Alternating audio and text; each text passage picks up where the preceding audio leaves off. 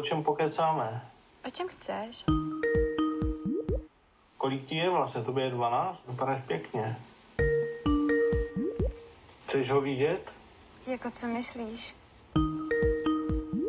No, jsme přirození. A pojď, já ti ho ukážu.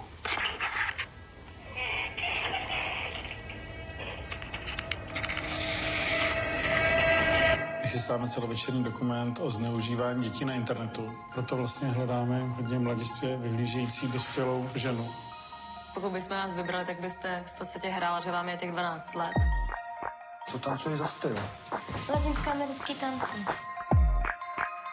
Největší a nejdůležitější je určitě tenhle domeček, který mi vyřezával táta.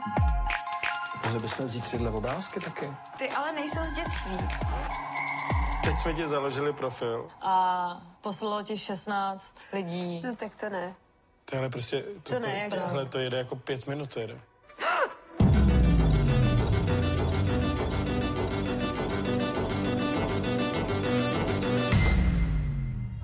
Budu strašně rád, když tě někdy uvidím osobně.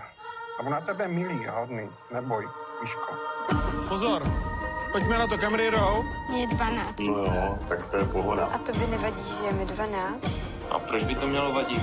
A víš, že je mi 12, nevadí ti to? Ne, a ukážeš se mi taky?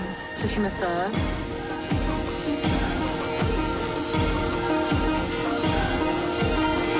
Je tady. A co mám ta? I o tom?